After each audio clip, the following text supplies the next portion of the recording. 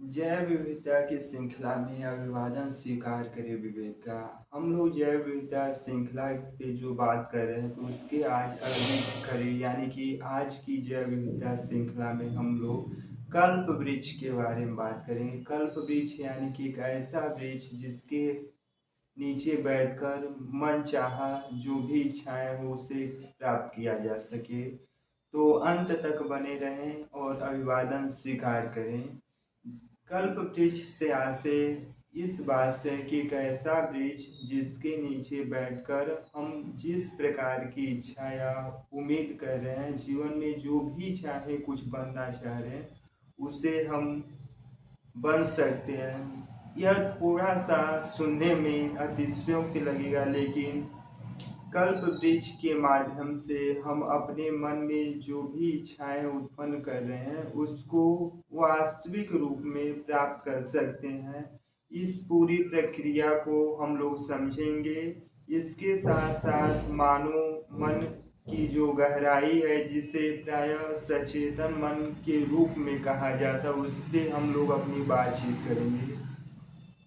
कल्प वृक्ष पे बातचीत करते हुए सबसे पहले हम इसके थोड़े से एक पौराणिक कथाएं हैं उस पर बातचीत करेंगे। यानी कि प्राचीन समय में एक व्यक्ति जंगल में वह शिकार करने के लिए जाता। शिकार न मिलने की वजह से सोचिए, शिकार न मिलने की वजह से वह व्यक्ति कई दिनों से भूखा थका प्यासा एवं हारा हुआ है। इसी क्रम में वह एक वृक्ष के नीचे जाता है। वह वृक्ष छायादार वृक्ष है। उसकी शीतल छांवों में बैठने के उपरांत वह व्यक्ति सोचने लगता कि अगर कुछ खाने को भोजन या कुछ भी खाने योग्य पदार्थ मिल जाते तो कितना समय अच्छे रूप से व्यतीत होता। अचानक उसकी मन में मात्र कल्पना करने से उसके समक्ष भोजन की थाली उपस्थित हो जाती। जब वह भोजन कर लेता उसके बाद देखा जाए तो वह सोचता कि कुछ पेय पदार्थ यानी कि पीने योग्य कोई पदार्थ मिल जाए। यानी कि अगर कोई व्यक्ति भूखा है तो उसके समक्ष अगर हम भोजन या कहीं से भी भोजन आ जा रहा है तो वह भोजन कहाँ से आया, किसने लाया, इन सभी बिंदुओं पे वह विचार विमर्श नहीं करेगा, वह भोजन का सेवन करेगा। ठीक उसी प्रकार से वह व्यक्ति उस भोजन का सेवन करता। सेवन के उपरांत वह कुछ पीने योग्य यानी कि कुछ जलपान की उम्मीद करता। वह जलपान उसे उपलब्ध हो जाती।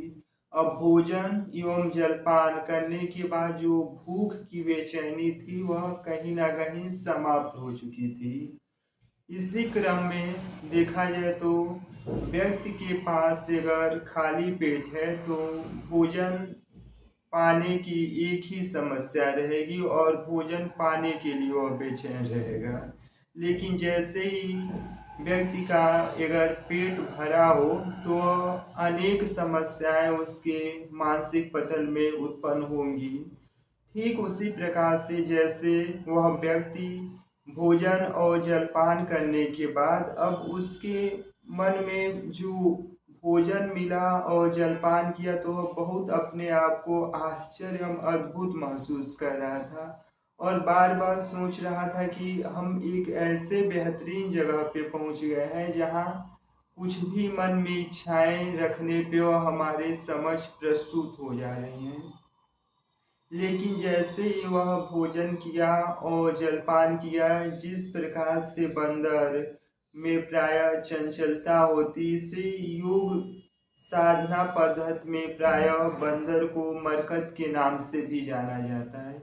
इसमें कुछ प्रमुख विशेषताएं होती जैसे कि बंदर कभी शांत एक स्थान पे बैठ नहीं सकता, वह प्रायः हिलता डुलता रहता है। ठीक उसी प्रकार से वह व्यक्ति जो भोजन एवं जलपान कर लिया था उसमें भी अनेक प्रकार की बेचैनियां मन में उत्पन्न होना शुरू की।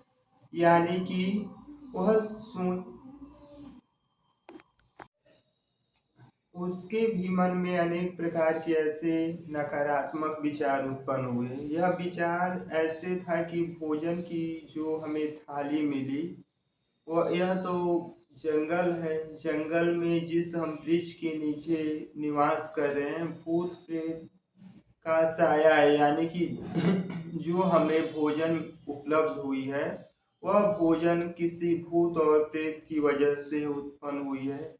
अब मन में यह विचार उसके उत्पन्न होना स्वाभाविक हो चुका था। अब बार बार एक डर सताने लगी कि कहीं ना कहीं कुछ समय बाद किसी प्रकार के भूत और प्रेत आके हमें हमारी गला को दबाना शुरू करेंगे, जिससे हमारी सांसें अवरुद्ध होंगी और मौत हो जाएगा। ठीक इसी प्रकार से कल्पना करने के बाद वह व्यक्ति देखा जाए तो कुछ घंटों के उपरांत किसी प्रकार का न तो कोई भूत प्रेत वहाँ उपस्थित हुआ, लेकिन अपनी कल्पनाओं के वशीभूत होकर वह स्वयं काल की कालवांति में विलुप्त हो गया।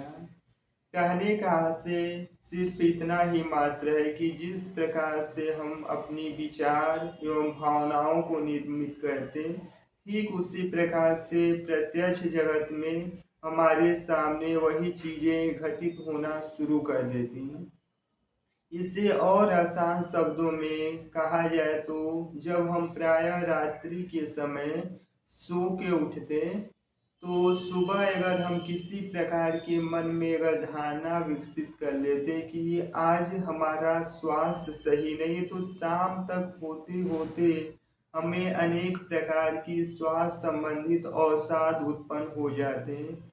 इसी प्रकार से हम आज बात करें कल्प वृक्ष। कल्प वृक्ष कोई ऐसा वृक्ष नहीं है जिसके नीचे हम जाके अपने जीवन की जो भी मांग है उसे पूर्ण रूप से पूरा कर सकते। एक ऐसा वृक्ष है जो हमारे मनोमस्तिष्क अंतः जगत के अंदर वह वृक्ष प्राय विकसित होता, और उसके वशीभूत के कारण, यानी कि अपनी जो सोचने, अपनी जो भौतिक ऊर्जा है जिसे हम अपने सोच एवं संवेदनात्मक विकास की प्रक्रिया करें, उसके अंतर्गत हम कई बार अपने चीज़ों को अपने मन में सोचते हैं और उसमें ज्ञान, क्रिया और कर्म, यानी कि तीनों का जब सामंजस्य करके, सामंजस्य में आशय है कि जब हमारा कर्म, ज्ञान, बुद्धि, भावना आपस में सामंजस्य होके जब किसी भी चीज के प्रति सगज एवं चेतन मन उपस्थित हो जाती, तो वह मात्र हमें मांगने ही मात्र से हम उस दिशा की ओर अग्रसर होना शुरू कर देते हैं। जैसे इस बात को और स्पष्ट रूप में समझा जाए तो प्रायः देखा जाए कि जब भी मनुष्य कोई कल्पना करता है, यानी कि जब भी कोई मनुष्य कल्पना करता है जीवन में कुछ बड़ा बनने या कुछ अपनी उपलब्धियों को विकसित करने के लिए, तो प्रायः उन्हीं कल्पनाओं के साथ उसके विरुद्ध अनेक ऐसे नकारात्मक पहलू भी उत्पन्न होते हैं कि प्रायः मनुष्य को बार बार हिंट करता है कि जीवन में शायद यहाँ पहुँचना बहुत कठिन काम है, यानी कि अपने ही विरुद्ध अपने ही द्वारा साजिश किया जा रहा है।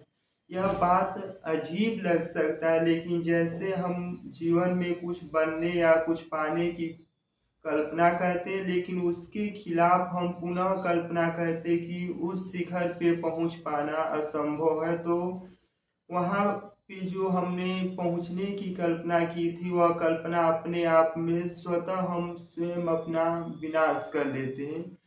यार, हम कल्प वृक्ष का सच्चे मायनों में अगर जीवन में लाभ लेना चाहते हैं, तो इसका एक आसान तरीका यह है कि योग विधि के दौरान, योग प्रक्रिया के दौरान हम अपने मन एवं शरीर की जो दुर्दशा है उसमें स्पष्टता लाके अपनी भावना, ऊर्जा एवं कार्य करने की जो सूक्ष्म कला है उसको विकसित करके हम अपने जीवन में मन चाहे उपलब्धि प्राप्त कर सकते हैं। लेकिन मन चाहे उपलब्धि प्राप्त करने के लिए सबसे पहले अपने मन में और कल्प वृक्ष के रूप में अगर हम जिस विचार एवं भावनाओं को निर्मित कर रहे हैं उसका निरंतरता बना रहना अति आवश्यक है, क्योंकि जब हम अपने जीवन में बार बार अपनी ही कल्पनाओं को तोड़कर नई नई राहें बनाते हैं तो एक समय ऐसा आएगा कि हम उन्हीं रास्तों में उलझ के रह जाते हैं और जीवन में जो भी कुछ पाने और बनने की हमने कल्पना की थी वहाँ पे पहुँच पाना मुश्किल हो जाता है। जैसे अगर ऐसा भी नहीं है कि आपने जीवन में सिर्फ असफल हुए तो कभी जीवन में सफल नहीं होंगे।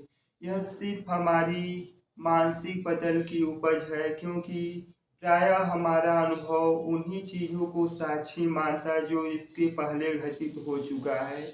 यानी कि आज से अगर हम 50 वर्ष से पूर्व यानी कि 100 वर्षों से पूर्व जाएं तो कभी किसी ने कल्पना नहीं किया था कि एक ऐसा यंत्र का निर्माण होगा कि जो हवा में भी उड़ सकती है, क्योंकि हम उन्हीं अनुभवों को साक्षी एवं साकार रूप मानते हैं जो हमारी कल्पना हमारी जो अनुभव की साक्षी है। अगर किसी व्यक्ति से पूछा जाए कि अगर कोई व्यक्ति उड़ सकता है तो प्राय जाहिर सी बात है कि सभी लोग मनुष्य इससे असहमत होंगे, लेकिन चलने की जब बात आएगी तो सब कोई सहमत हो जाएगा कि क्योंकि जो जीवन का अनुभव है उसी को जोड़कर हमारे समझ प्रस्तुत करते। इस मायने में जीवन में आपने कितनी बार असफलता झेली, जीवन में किन कारणवश आप असफल रहे, यह सब कुछ मायने जीवन में नहीं रखता, क्योंकि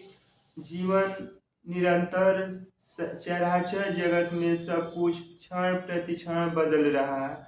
आप उस बदलाव को स्वीकार करके अपने जीवन में अपनी जो ऊर्जा एवं रूपांतरण की प्रक्रिया है उसको आप व्यवस्थित करके और जो कल वृक्ष है अपने अंदर अपने मानसिक पतन के अंदर उसको स्वस्थ करके उसके साथ सामंजस्य स्थापित करके अगर हम जीवन में किसी भी काम को कर रहे हैं तो वह काम अपने आप में पूर्ण होगा और कुछ ही समय उपरांत हमें ऐसा महसूस होगा कि हमने जीवन में जिस मिथक एवं अवधारणाओं की कल्पना की थी कि जीवन में बार बार सफलता मिलने के बाद हम असफल ही होंगे, वह सब भावनाएं दूर होंगी। इस प्रकार से कल्प वृक्ष का अपने आप में होना बहुत महत्वपूर्ण है।